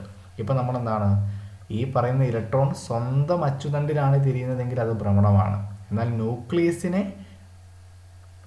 പ്രദക്ഷിണം ചെയ്യുകയാണെങ്കിൽ അതെന്താണ്, അത് പരിക്രമണ ചലനമാണ്. ഇനി അടുത്തെയാണത് ചെണ്ടയുടെ ഡയഫ്രം. എന്താണ് ഡയഫ്രം എന്ന് വെച്ച് കഴിഞ്ഞാൽ ആ വലിച്ചു കിട്ടിയ തൊലി പോലെയുള്ള ഭാഗം. ഓക്കെ, അപ്പോൾ ചെണ്ട എന്ന് പറയുമ്പോൾ എന്താണ്, മ്യൂസിക്കൽ ഇൻസ്ട്രുമെൻ്റ് ആണ് അല്ലേ. അപ്പോൾ നമ്മൾ നേരത്തെ പഠിച്ചിട്ടുണ്ടായിരുന്നു, മ്യൂസിക്കൽ ഇൻസ്ട്രുമെൻ്റ് എന്ന് പറയുമ്പോൾ എപ്പോഴും എന്താണ്, കമ്പനം ചെയ്യുകയാണ്, അല്ലെങ്കിൽ എന്താണ്, ഓസിലേഷൻ ആണ്, ദോലനമാണ്. അപ്പോൾ ചെണ്ടയുടെ ഡയഫ്രം എപ്പോഴും അതിൻ്റെ ചലനം എങ്ങനെയാണ്, ദോലനമാണ്, അതെപ്പോഴും ഓസിലേഷൻ ആണ്. ചെണ്ടയിൽ ഇങ്ങനെ അടിക്കുമ്പോൾ എന്താവും, ആ ചെണ്ട ഇങ്ങനെ എന്താക്കും, ഇങ്ങനെ വൈബ്രേറ്റ് ചെയ്യും, അതാണ് ദോലനം എന്ന് പറയുന്നത്. അതുപോലെ തന്നെ കറങ്ങുന്ന പമ്പരം, അതെന്താണ്, കറങ്ങുന്ന പമ്പരം. കറങ്ങുന്ന പമ്പരത്തിൻ്റെ ചലനം എങ്ങനെയാണ്, ഭ്രമണമാണ്. കാരണം പമ്പരം നമ്മൾ കറക്കുമ്പോൾ അറിയാവുന്നതാണ്, പമ്പരത്തിൻ്റെ സെൻറ്ററിൽ എന്തുണ്ട്, ഒരു കോലുണ്ട്. നമ്മൾ ഈ പമ്പരമൊക്കെ ഉദ്ദേശിക്കുന്നത് എന്താണ്, നിലത്ത് കറക്കുന്ന പമ്പരമാണ്. നിലത്ത് കറക്കുന്ന പമ്പരം എന്ന് പറയുമ്പോൾ എങ്ങനെയാണ്, ഒരു സർക്കുലാർ ഷേപ്പുള്ള ഒരു ഡിസ്ക് പോലത്തെ സാധനത്തിൽ ഒരു ആണി അടിച്ച് കയറ്റി വെച്ച് എങ്ങനെ ഉണ്ടാവും, അതേപോലെ. അപ്പോൾ അതെങ്ങനെയാണ് കറങ്ങുക, നമ്മൾ നേരത്തെ പഠിച്ചത് എന്താണ്, ഭൂമി സ്വന്തം അച്ചുതണ്ടി കറങ്ങുന്ന പോലെയാണ് കറങ്ങുക. അപ്പോൾ അതെന്താണ്, കറങ്ങുന്ന പമ്പരം എന്ന് പറയുമ്പോൾ അതിൻ്റെ ചലന രീതി എന്താണ്, ഭ്രമണമാണ്. ലിഫ്റ്റ് നമുക്കറിയാം, ലിഫ്റ്റ് നേരെ താഴേക്ക് പോകാനും മുകളിലേക്ക് പോകാനാണ് ലിഫ്റ്റ് അല്ലേ. അതിപ്പോഴും എന്താണ്, നേർരേഖാ ചലനമാണ്. നമ്മൾ സാധാരണ ലിഫ്റ്റൊക്കെയാണ് ഉദ്ദേശിക്കുന്നത്. ഇപ്പോൾ ഒരുപാട് വേറെ ലിഫ്റ്റൊക്കെ ഉണ്ട്. ഓക്കെ, അടുത്തെയാണ് ഊഞ്ഞാൽ. ഊഞ്ഞാലിൻ്റെ പ്രത്യേകത എന്താണ്? ഊഞ്ഞാൽ എങ്ങനെയാണ്, നമ്മളിപ്പോൾ ആടാതെ വെറുതെ വെക്കുകയാണെങ്കിൽ ഒരു പോയിന്റിൽ ഇങ്ങനെ താഴേക്ക് ഇങ്ങനെ നിൽക്കും അല്ലേ. ആരെയും കയറി ആടിയാലോ ആ പോയിന്റിൽ നിന്ന് മുമ്പസ്തേക്കും ബേക്കോസ്തേക്കും ഇങ്ങനെ ആടിക്കൊണ്ടേയിരിക്കണം. അതെന്താണ്, ദോലനമാണ് അല്ലെങ്കിൽ കമ്പനമാണ് അല്ലേ. നമ്മൾ ചെണ്ട ഡയഫ്രം പറഞ്ഞ പോലെ. ഓക്കെ, വീണയുടെ കമ്പി, വീണ വീണ്ടും എന്താണ്, മ്യൂസിക്കൽ ഇൻസ്ട്രുമെൻ്റ് ആണ് അല്ലേ. അതിൻ്റെ കമ്പി എന്ന് പറയുമ്പോൾ എന്താണ്, നമ്മൾ തൊട്ട് കഴിയുമ്പോൾ എന്താണ്, അത് മുൻപോട്ടും മുമ്പോട്ടും ഇങ്ങനെ എന്തായിക്കൊണ്ട് ഇങ്ങനെ ആടിക്കൊണ്ടിരിക്കും, അല്ലെങ്കിൽ എന്താണ് ഇങ്ങനെ വൈബ്രേറ്റ് ചെയ്തുകൊണ്ടിരിക്കും. അതാണ് നമ്മൾ പറയുക ദോലനം അല്ലെങ്കിൽ കമ്പനം എന്ന് പറയുന്നത്. ഇനിയോ ക്ലോക്കിലെ സെക്കൻഡ് സൂചിയുടെ അഗ്രഭാഗം എങ്ങനെയാണ്? സെക്കൻഡ് സൂചിയുടെ അഗ്രഭാഗം എന്ന് പറയുമ്പോൾ എങ്ങനെയാണ്, അതെപ്പോഴും എന്താണ്, സർക്കുലാർ ഷേപ്പിലാണ് ഇങ്ങനെ മൂവ് ചെയ്യുക അല്ലേ. അതിൻ്റെ അഗ്രഭാഗം എപ്പോഴും ഇങ്ങനെ അറ്റത്ത് ഇങ്ങനെ സർക്കുലാർ ഷേപ്പിലാണ് മൂവ് ചെയ്യുക. അതുകൊണ്ട് എന്താണ്, അത് വർത്തുള ചലനമാണ് അല്ലേ. എന്താണ് വർത്തുള ചലനം? വർത്തുള ചലനം എന്ന് വെച്ചാൽ എന്താണ്, സർക്കുലാർ മോഷനാണ്. വക്രചലനം എന്തായിരുന്നു? വക്രചലനം എന്ന് വെച്ച് കഴിഞ്ഞാൽ എന്താണ്, പരാബോളിക് പാത്താണ്. നമ്മൾ കല്ലൊക്കെ എറിയുമ്പോൾ ഇങ്ങനെ ചെരിഞ്ഞിങ്ങനെ പോയി വീഴുന്ന പാത്ത്, അതാണെന്ത്, വക്രചലനം. ഓക്കെ,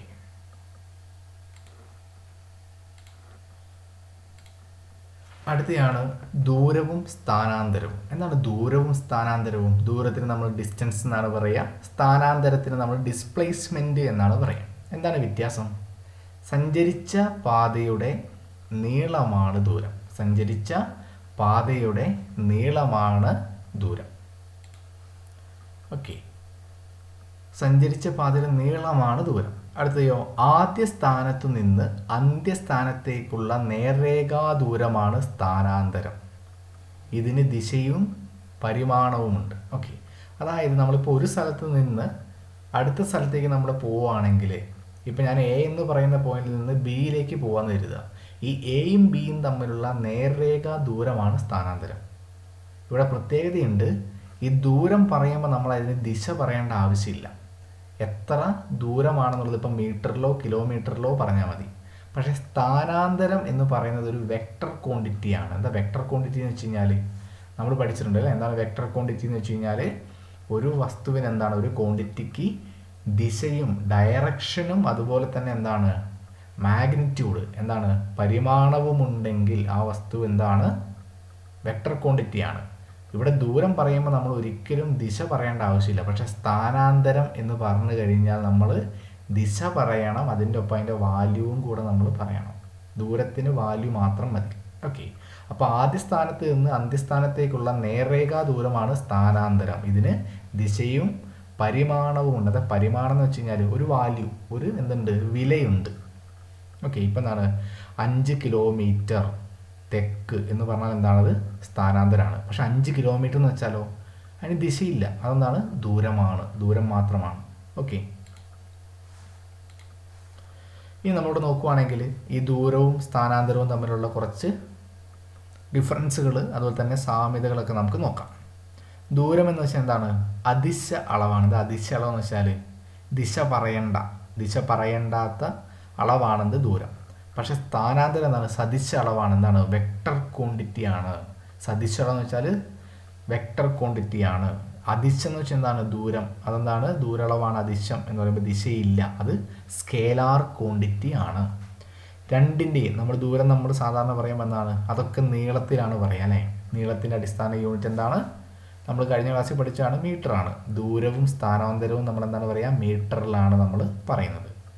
പക്ഷെ ഇവിടെ നോക്കുവാണെങ്കിൽ ദൂരം എന്ന് പറയുമ്പോൾ എന്താണ്, ഒന്നെങ്കിൽ ദൂരം ഒന്നുമില്ല, ഒന്നെങ്കിൽ എന്താണ് 5 കിലോമീറ്റർ 6 കിലോമീറ്റർ എന്ന് പറയാം. അപ്പം ദൂരത്തിൻ്റെ വാല്യൂ അല്ലെങ്കിൽ പരിമാണം എന്താണ്, 0 അല്ലെങ്കിൽ പോസിറ്റീവ് സംഖ്യകളെ ആവുള്ളൂ. ഒന്നെങ്കിൽ ദൂരം ഇല്ല, അല്ലെങ്കിൽ എത്രയാണ് 5 കിലോമീറ്റർ പോയി 6 കിലോമീറ്റർ പോയി എന്നൊക്കെ ഉള്ളതായിരിക്കും അവിടെ വാല്യൂ വരിക. ഒരിക്കലും ഞാൻ -5 കിലോമീറ്റർ സഞ്ചരിച്ചു എന്നൊരിക്കലും നമ്മൾ എന്താക്കില്ല, പറയാൻ വേണ്ടി പറ്റുകയില്ല. പക്ഷേ സ്ഥാനാന്തരത്തിൻ്റെ കേസിൽ സ്ഥാനാന്തരത്തിന് എന്തുണ്ട്, ഡയറക്ഷൻ കൂടെയുണ്ട്. അതുകൊണ്ട് തന്നെ ഇതിന് 0 എന്ന് പറയുന്ന വാല്യൂ വരും, പോസിറ്റീവ് എന്ന് പറയുന്ന വാല്യൂ വരും, നെഗറ്റീവും ആവാൻ വേണ്ടി പറ്റും. കാരണം വെച്ചാൽ ദിശ പറയുമ്പോൾ സഞ്ചരിക്കുന്നതിന് നേരെ ഓപ്പോസിറ്റ് ഡയറക്ഷനാണെങ്കിൽ നമ്മൾ എന്താക്കണം, അവിടെ നെഗറ്റീവ് സൈനാണ് കൊടുക്കുക. അപ്പോൾ എന്താണ്, വെക്ടർ ക്വാണ്ടിറ്റിയുള്ള ദിശയുള്ള സ്ഥാനാന്തരത്തിൻ്റെ വാല്യൂ 0 ആവാം, പോസിറ്റീവ് ആവാം, നെഗറ്റീവ് ആവാം.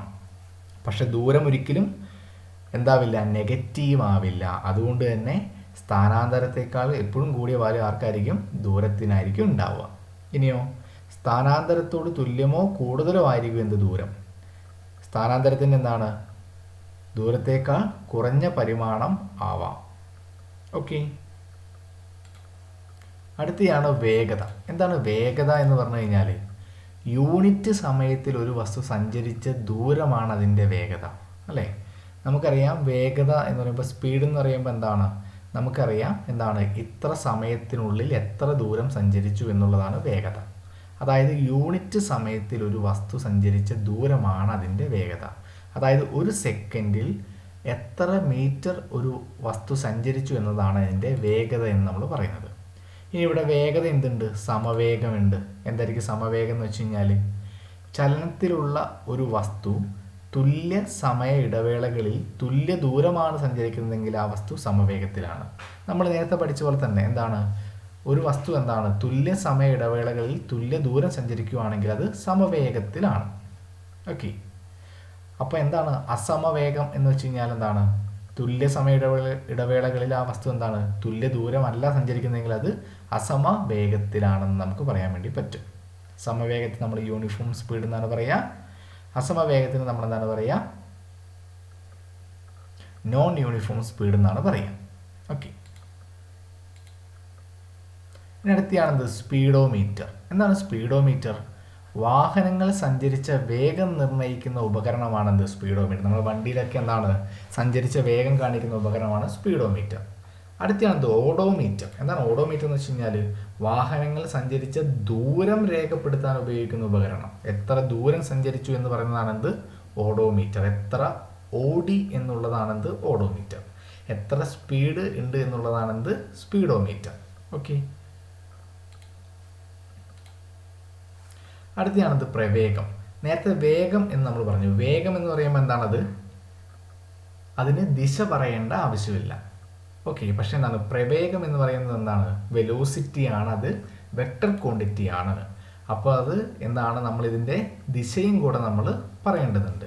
അതായത് യൂണിറ്റ് സമയത്തിൽ ഒരു വസ്തുവിന് ഒരു പ്രത്യേക ദിശയിൽ ഉണ്ടാകുന്ന സ്ഥാനാന്തരമാണ് പ്രവേഗം.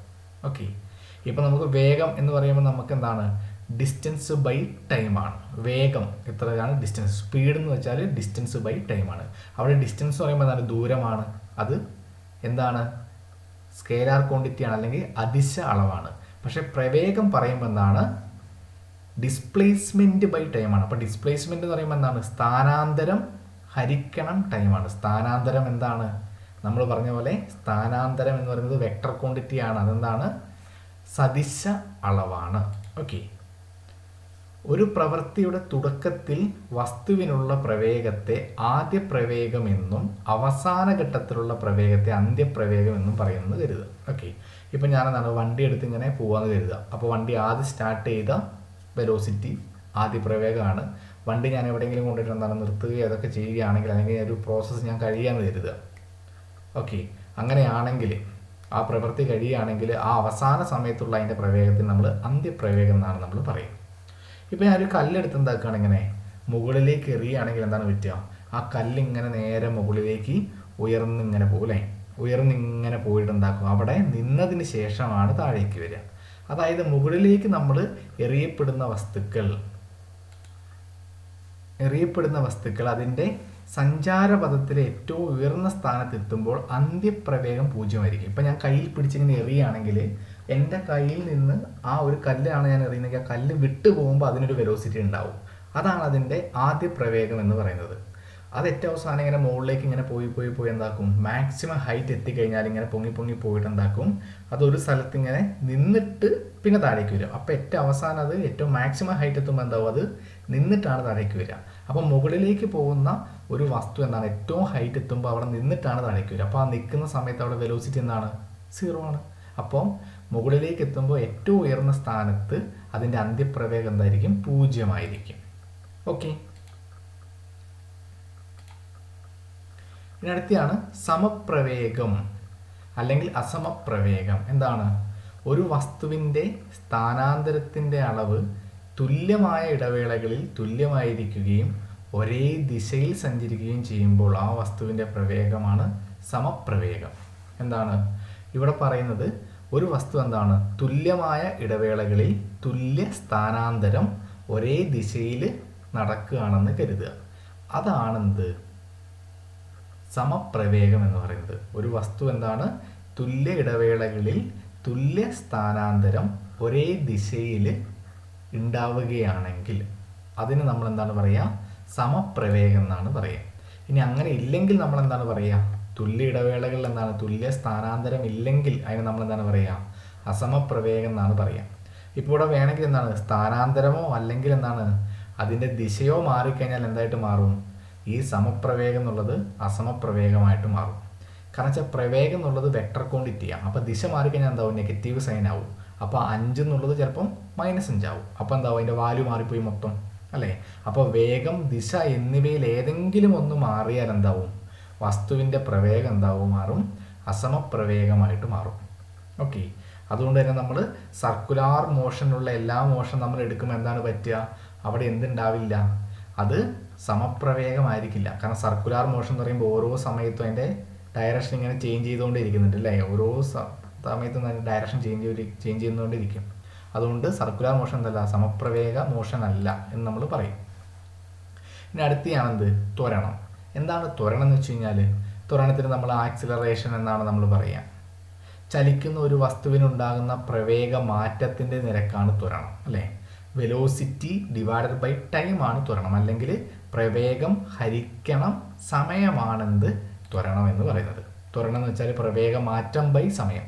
പ്രവേഗ മാറ്റം എന്ന് പറയുമ്പോൾ എന്താണ്? വേണമെങ്കിൽ പ്രവേഗ മാറ്റത്തിന് നമ്മൾ അന്ത്യപ്രവേഗം മൈനസ് ആദ്യപ്രവേഗം എന്നെഴുതാം. അപ്പം ത്വരണം എന്ന് പറയുമ്പോൾ എന്താവും? അന്ത്യപ്രവേഗം മൈനസ് ആദ്യപ്രവേഗം ഡിവൈഡഡ് ബൈ ടൈം എന്നുള്ളതായിട്ട് മാറും. ഇതിൻ്റെ യൂണിറ്റ് എന്താണ് വരിക? മീറ്റർ പെർ സെക്കൻഡ് ആണ്. മീറ്റർ പെർ സെക്കൻഡ് ആണ് വരിക. പ്രവേഗത്തിൻ്റെ യൂണിറ്റ് എന്താണ് വരിക? മീറ്റർ പെർ സെക്കൻഡ് ആണ് വരിക. പക്ഷേ ത്വരണത്തിൻ്റെ യൂണിറ്റ് എന്താണ്? മീറ്റർ പെർ സെക്കൻഡ് സ്ക്വയർ ആണ് വരിക. ഇനി അടുത്ത് നമുക്ക് പഠിക്കാനുള്ളൊരു ഇമ്പോർട്ടൻ്റ് ആയിട്ടുള്ള ടൈമാണിത് മന്ദീകരണം. എന്താണ് മന്ദീകരണം എന്ന് വെച്ച് കഴിഞ്ഞാൽ? ഇപ്പോൾ ത്വരണം എന്ന് വെച്ചാൽ ആക്സലറേഷൻ ആണെന്ന് കരുതുക. നമ്മുടെ കാറിൻ്റെ ഒക്കെ എന്താണ്? ആക്സലറേഷൻ കൊടുത്താൽ കാറ് ഭയങ്കര സ്പീഡിൽ പോകും, അല്ലേ? അപ്പോൾ സാധാരണ പോയിക്കൊണ്ടിരുന്ന ഒരു സ്പീഡിനേക്കാൾ കൂടുതൽ സ്പീഡ് വേണമെങ്കിൽ എന്താക്കണം? നമ്മൾ വെലോസിറ്റി ചേഞ്ച് ചെയ്യണമെങ്കിൽ ആക്സിലറേഷൻ കൊടുക്കണം. അപ്പോൾ വെലോസിറ്റി ചേഞ്ച് ചെയ്യണമെങ്കിൽ നമ്മളവിടെ എന്താക്കണം? ആക്സിലറേഷൻ കൊടുക്കണം. അല്ലെങ്കിൽ പ്രവേഗം കൂട്ടാനോ കുറയ്ക്കാനോ നമ്മളവിടെ എന്ത് ചെയ്യണം? ത്വരണം നമ്മൾ എന്താക്കണം? അവിടെ കൊടുക്കണം. അങ്ങനെയാണെങ്കിൽ ഇപ്പോൾ നമ്മളെന്താണ്? വളരെ സ്പീഡിൽ ഒരു കാറിൽ പോയിക്കൊണ്ടിരിക്കുകയാണെന്ന് കരുതുക. ഓക്കെ. നമ്മൾ പെട്ടെന്ന് കാറിൻ്റെ ബ്രേക്ക് ചവിട്ടിയെന്ന് കരുതുക. എന്താ പറ്റുക? അവിടെ ഉണ്ടായ ഒരു ആക്സിലറേഷൻ എന്ന് പറയുന്നത് എന്താണ്? ആ പ്രവേഗത്തിനെ കുറയ്ക്കുകയാണ് ചെയ്തത്. അതിൻ്റെ സ്പീഡ് എന്താക്കി? അല്ലെങ്കിൽ വെലോസിറ്റി എന്താക്കി? കുറയ്ക്കുകയാണ് ചെയ്തത്. അതിന് നമ്മൾ എന്താണ് പറയുക? ആക്സിലറേഷൻ്റെ നേരെ ഓപ്പോസിറ്റാണ് എന്ത്? ബ്രേക്ക് അപ്ലൈ ചെയ്യുക എന്നുള്ളത്, അല്ലെങ്കിൽ സ്പീഡ് കുറയ്ക്കുക എന്നുള്ളത്. അതിന് നമ്മൾ എന്താണ് പറയുക? മന്ദീകരണം എന്ന് പറയുന്നത്. മന്ദീകരിക്കുക വെച്ചാൽ എന്താണ്? മന്ദം എന്നൊക്കെ പറഞ്ഞാൽ എന്താണ്? വളരെ പതിയെ. അപ്പം എന്താ? പതുക്കെ ആവുക, മെല്ലെ ആവുക എന്നുള്ളതാണ്. അപ്പം നെഗറ്റീവ് ഡയറക്ഷനിലുള്ള, ഓപ്പോസിറ്റ് ഡയറക്ഷനിലുള്ള ത്വരണത്തിനെയാണ് നമ്മൾ മന്ദീകരണം അല്ലെങ്കിൽ റിട്ടാർഡേഷൻ എന്ന് നമ്മൾ എന്താക്കുന്നത്? പറയുന്നത്. അതിൻ്റെ യൂണിറ്റ് എന്താണ്? മീറ്റർ പെർ സെക്കൻഡ് സ്ക്വയർ ആണ്. ത്വരണത്തിൻ്റെ അതേ യൂണിറ്റ് തന്നെയാണ്. അതിന് എക്സാമ്പിളാണ് ഓടുന്ന കാറിൻ്റെ ബ്രേക്ക് ചവിട്ടുന്നതൊക്കെ എന്താണ്? ത്വരണത്തിന് എക്സാമ്പിളാണ്, അല്ലേ? ത്വരണം എന്ന് വെച്ച് കഴിഞ്ഞാൽ എന്താണ്? നെഗറ്റീവ് ത്വരണത്തിന് എക്സാമ്പിളാണ് ബ്രേക്ക് ചവിട്ടുന്നത്. അപ്പോൾ എന്താണ്? ഓടുന്ന കാറിൻ്റെ ആക്സിലേറ്റർ ചവിട്ടുന്നത് എന്താണ്? അത് ത്വരണത്തിന് എക്സാമ്പിളാണ്. പോസിറ്റീവ് ത്വരണത്തിന് എക്സാമ്പിളാണെന്ന് നമുക്ക് പറയാൻ വേണ്ടി പറ്റും. ഓക്കെ. അപ്പോൾ ഇത്രയും കാര്യങ്ങളാണ് നമ്മൾ ഈ ഒരു ക്ലാസ്സിൽ നമ്മൾ പഠിക്കാൻ ഉദ്ദേശിച്ചത്. അപ്പോൾ നമുക്ക് ചലനം എന്ന് പറയുന്ന ഭാഗത്തെ ആ ടോപ്പിക്ക് നമ്മളിവിടെ കഴിഞ്ഞിട്ടുണ്ട് ഏകദേശം. ഇനി നമുക്ക് ചലന സമവാക്യങ്ങളൊക്കെയാണ് നമുക്ക് ഇനി പഠിക്കാനുള്ളത്. അപ്പോൾ ഇന്ന് ഈ ഒരു ക്ലാസ്സിൽ നമ്മൾ ആദ്യം എന്താണ്? നമ്മൾ കഴിഞ്ഞ ക്ലാസ്സിൽ റിവിഷൻ ചെയ്ത പോലെ അളവുകൾ, യൂണിറ്റുകളൊക്കെ നമ്മൾ എന്താക്കി അതിൽ പറഞ്ഞിട്ടുണ്ടായിരുന്നു. അതുപോലെ തന്നെ ഇതിൻ്റെ യൂണിറ്റ് കൺവേർഷൻസ് ഒക്കെ നമ്മൾ പഠിച്ചു, അല്ലേ? ഒരു ഹെക്ടർ എന്ന് പറയുന്നത് 2.47 ഏക്കർ ആണെന്നൊക്കെ ഉള്ളത് നമ്മൾ എന്താക്കി നോക്കി വെച്ചിട്ടുണ്ട്. അതിനുശേഷം പിന്നെ നമ്മൾ ചലനത്തെക്കുറിച്ച് പഠിച്ചു. ഡയനാമിക്സ്, ചലനത്തെക്കുറിച്ചുള്ള പഠനം ഡയനാമിക്സ് ആണെന്നൊക്കെ നമ്മൾ പഠിച്ചു. പിന്നെ എന്താണ്? അസന്തുലിതമായ ബാഹ്യബലം ഉണ്ടെങ്കിൽ മാത്രമേ ചലനം ഉണ്ടാവുള്ളൂ എന്ന് പഠിച്ചു. ചലനം എന്താണ്? ഒരു ആപേക്ഷികമാണെന്ന് നമ്മൾ പഠിച്ചു, അല്ലേ? നിശ്ചലാവസ്ഥയിലുള്ള വസ്തുക്കളെ കുറിച്ചുള്ള പഠനമാണ് സ്റ്റാറ്റിറ്റിക്സ് എന്നൊക്കെ നമ്മൾ പഠിച്ചു, അല്ലേ? അതുതന്നെ സന്തുലിത ബലം, അസന്തുലിത ബലം ഒക്കെ നമ്മൾ പഠിച്ചു, അല്ലേ? ന്യൂട്ടൻ്റെ ഒന്നാം ചലന നിയമമൊക്കെ എന്താണ് അസന്തുലിത ബാഹ്യബലത്തിനെ കുറിച്ച് പറയുന്നതാണ് എന്നൊക്കെ നമ്മൾ പഠിച്ചു. ഓക്കെ, പിന്നെ സമചലനം, അതുപോലെ തന്നെ അസമചലനം, നേർരേഖാചലനമൊക്കെ നമ്മൾ എന്താക്കിയിട്ടുണ്ടായിരുന്നു, പഠിച്ചു. വക്രരേഖാചലനം, വർത്തുള ചലനമൊക്കെ വളരെ എന്താണ് ഇമ്പോർട്ടൻ്റ് ആണ് അല്ലേ. വക്രരേഖാചലനം എന്ന് വെച്ചാൽ പരാബോളിക് പാത്താണ്, വർത്തുള ചലനം എന്ന് വെച്ചാൽ സർക്കുലാർ മോഷൻ ആണ് അല്ലേ. പിന്നെ ഘൂർണന ചലനം എന്ന് വെച്ചാലും വർത്തുള ചലനം തന്നെയാണ്. പിന്നെ സമാവർത്തന ചലനം, ക്രമാവർത്തന ചലനം, പീരിയോഡിക് മോഷനൊക്കെ നമ്മൾ എന്താക്കിയതാണ്, പഠിച്ചതാണ്. അതുപോലെ തന്നെ ദോലനം, ഇമ്പോർട്ടൻ്റ് ആണ് ദോലനം. ദോലനത്തിന് നമ്മൾ ഓസിലേഷൻ അല്ലെങ്കിൽ കമ്പനം എന്നൊക്കെയാണ് പറയുക. അതിന് മിക്കവാറും നമുക്ക് എക്സാമ്പിളൊക്കെ നമുക്ക് തരുന്നത് എന്തായിരിക്കും, ഈ പറയുന്ന സംഗീത ഉപകരണങ്ങളൊക്കെ വന്നു കഴിഞ്ഞാൽ അതിപ്പോഴും എന്തായിരിക്കും, ദോലനമായിരിക്കും.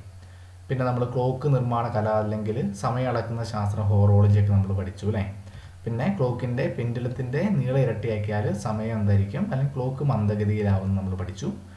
ഭ്രമണം നമ്മൾ പഠിച്ചു, പരിക്രമണമൊക്കെ പഠിച്ചു അല്ലേ. ഭ്രമണം എന്ന് വെച്ചാൽ അക്ഷം ഉള്ളിൽ വരികയാണ്, പരിക്രമണം എന്ന് വെച്ചാൽ അക്ഷം പുറത്ത് വരികയാണ് അല്ലേ.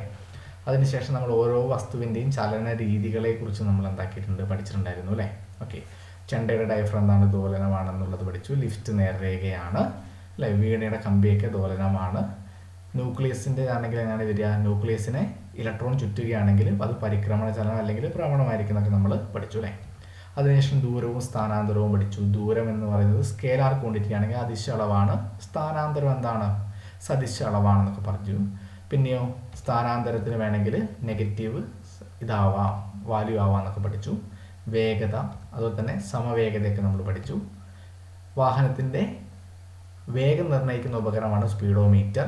എത്ര കിലോമീറ്റർ ഓടി എന്നുള്ള ദൂരം എത്രയുണ്ട് എന്നുള്ളതാണ് എന്ത്, ഓഡോമീറ്റർ എന്താക്കുന്നത്, രേഖപ്പെടുത്തി വെക്കുന്നത്. അതിനുശേഷം പ്രവേഗത്തെക്കുറിച്ച് പഠിച്ചു. പ്രവേഗം എന്ന് പറയുന്നത് എന്താണ്, വെക്ടർ ക്വാണ്ടിറ്റിയാണ്, സദിശ അളവാണെന്ന് നമ്മൾ പഠിച്ചു അല്ലേ. ഓക്കെ, അതിനുശേഷം നമ്മൾ പഠിച്ചാണത് ത്വരണം. ത്വരണം എന്ന് വെച്ച് കഴിഞ്ഞാൽ പ്രവേഗമാറ്റത്തിൻ്റെ നിരക്കാണ് ത്വരണം. അതിൻ്റെ unit metre per second square ആണ്. ഈ പറയുന്ന നെഗറ്റീവ് ത്വരണത്തിന് നമ്മൾ റിറ്റാർഡേഷൻ അല്ലെങ്കിൽ മന്ദീകരണം എന്നാണ് പറയുന്നത് അല്ലേ. അതിൻ്റെ യൂണിറ്റും ത്വരണത്തിൻ്റെ അതേ യൂണിറ്റ് തന്നെയാണ് അല്ലേ. ഓക്കെ, അപ്പോൾ ഇത്രയും കാര്യങ്ങളാണ് നമ്മൾ ഈ ഒരു ക്ലാസ്സിൽ ഡിസ്കസ് ചെയ്തത്. എക്സാമിന് എല്ലാവർക്കും നല്ലൊരു വിജയം ഉണ്ടാവട്ടെ എന്ന് ആശംസിക്കുന്നു. Thank you.